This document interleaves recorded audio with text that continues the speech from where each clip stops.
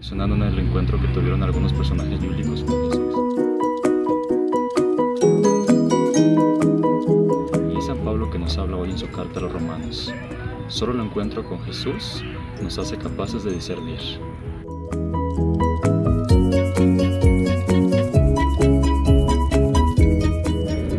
Y la carta nos dice: por lo tanto les exhorto, hermanos, por la misericordia de Dios, a que ofrezcan sus propias personas como víctima viva, santa, agradable a Dios, sea este un culto espiritual.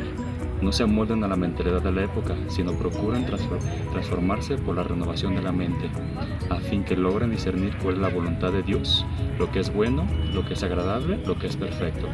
Palabra de Dios. Y en esta misma carta nos da puntos o referencias de cómo debemos hacerlo. Como primer parte nos dice el encuentro. Pablo en su carta a los Romanos quiere que los cristianos tengan una experiencia fundante en el amor con el que nos ha amado Cristo. Para ello traza un itinerario que necesitamos recorrer también nosotros. En primer lugar, hemos de reconocer la necesidad que tenemos de salvación, para de ahí vernos sorprendidos por la reconciliación realizada por Jesucristo, aun siendo nosotros pecadores. Solo viviendo esta experiencia estaremos posibilitados para abrirnos a la vida en el Espíritu y nos hará capaces de gozarnos en el inseparable amor de Cristo Jesús. En pocas palabras, solo quien ha vivido de manera profunda lo que significa el encuentro de nuestra realidad pecadora con la gracia invaluable de Cristo puede realizar un auténtico discernimiento. Como punto 2, nos explica la conversión. Pablo propone una reacción, la transformación, renovación de la mente.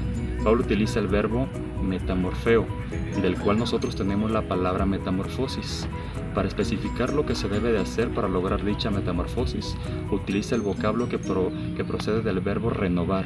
Dicha expresión de su lengua original sugiere una renovación que se repite, un rehacerse continuamente, de tal manera que la renovación que se sugiere no ha de suceder una sola vez, sino que constituye una labor que ha de acompañar la vida entera. La transformación a la que invita Pablo no es un fin en sí misma, tiene un objetivo concreto, para poder discernir cuál es la voluntad de Dios, lo que es bueno, lo que es agradable, lo que es perfecto. Después nos marca discipulado. Pablo nos invita a hacer de la propia vida una ofrenda. Para ello, en primer lugar, estimula para que el objetivo de actuar del cristiano sea presentarse, es decir, ofrecerse a sí mismo. La actuación cristiana como ofrenda no puede quedarse solo en el plano especulativo o de las ideas o pensamientos bonitos y piadosos. Esta ofrenda tiene que concretizarse en el cuerpo, es decir, se tiene que honrar a Dios en lo palpable de la existencia cotidiana. Después nos marca comunión. En la comunión dice que es el proceso de discernimiento, se necesita libertad y con ello un cierto tipo de purificación para evitar que el fruto del discernimiento esté viciado, esté mundanizado. Quien no discierne corre el peligro de amoldarse o adecuarse a los esquemas culturales del tiempo. Esta tentación es latente y sutil.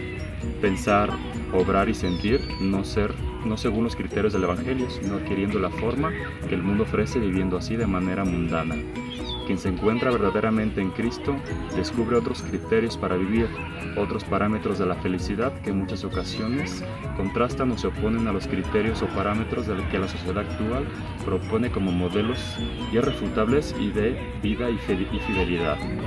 Como último nos marca la misión. Para especificar de mejor manera qué características tiene la voluntad de Dios, Pablo utiliza 3 adjetivos: lo bueno, lo que agrada, lo perfecto. Lo bueno, en el Antiguo Testamento, la bondad da una cosa, sobre todo si era Dios quien la juzgaba. Dependía sobre todo de la mirada de quien lo observaba. Así, lo que la persona busca cuando discierne la voluntad de Dios no son sus preferencias o gustos, sino lo que el Señor ve bueno, de tal manera que en su criterio y no en el nuestro, lo que determina la bondad de aquello que estamos discerniendo. Lo que agrada, discernir la voluntad de Dios, hacer lo que a Él le agrada, es el verdadero culto que se puede ofrecer al Señor. Lo perfecto, el término es la cumbre de la tríada de objetivos que se presentan para caracterizar la voluntad de Dios. En la Biblia de los siglos XIX, con este término perfecto, se describían de la característica de las víctimas que se debían de ofrecer al Señor en sacrificio. Por otra parte, para el pensamiento griego extendió en la época, el término hacía referencia a fin para el cual una cosa estaba hecha, al sentido último para la cual una cosa se hacía. Aplicado a este pasaje, discernir según la voluntad de Dios haría que la persona alcance el fin para el que fue hecho. Esa es la voluntad de Dios. Entonces, los exhorto a que sigamos estos consejos para aplicarlos en nuestra vida y hagamos de nuestra vida misma un propio mensaje o una propia